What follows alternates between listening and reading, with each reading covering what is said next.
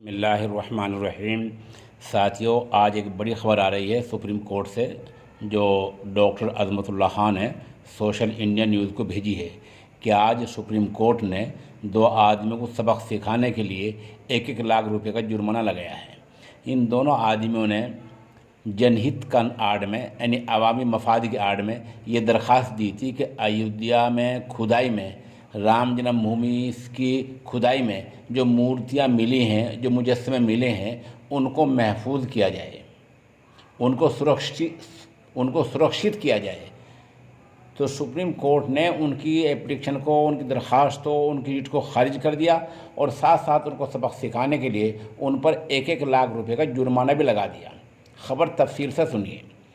Supreme court ने अयोध्या में राम जन्मभूमि की खुदाई से मिली मूर्तियों को सुरक्षित करने की हिदायत देने से वाबस्ता अर्जी आज खारिज कर दी है और दरख्वास्त देने वालों पर 1-1 लाख रुपए का जुर्माना भी लगाया है। फाजिल जज अरुण कुमार मिश्रा, जज BR गोई और जज कृष्ण मुरारी पर मुश्तमिल बेंच ने अर्जियों को, इन दरख्वास्तों को आइन के आर्टिकल 32 का गलत इस्तेमाल करार देते हुए अर्जी गुजारों की सख्त सरजनिश की और 1-1 लाख रुपए का जुर्माना भी लगा दिया। अदालत ने जुर्माने की रकम जमा कराने के लिए उन्हें एक महीने का वक्त दिया है। जज मिश्रा ने दरख्वास्त देने वालों से कहा कि आखिर उन्होंने ऐसी अर्जी, ऐसी रिट दायर करने की हिम्मत कैसे की? क्या जनहित इसी को कहते हैं? क्या अवामी मफाद में ऐसी दरख्वास्तें दी जाती हैं? जब सीनियर वकील डॉक्टर मेनका गुरस्वामी ने अर्जी गुजारों की रिट लगाने वालों की तरफ से दी गई दलाइल पेश करनी शुरू की तो अदालत ने उन्हें सुनने से इनकार कर दिया।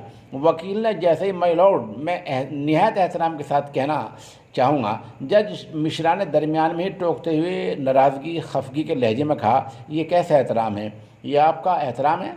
ऐसी गैर वाजिब, गैर ज़रूरी अर्जियाँ क्यों दायर की जा रही हैं?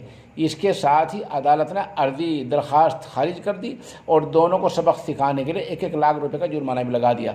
ध्यान रहे कि राम जन्मभूमि से कई बाक़ियात बरामद हुए थे, कुछ चीज़ें मिली थी। इसके बाद बिहार से आए 2 बौद्ध पैरोकारों ने राम जन्मभूमि पर अपना दावा ठोका था।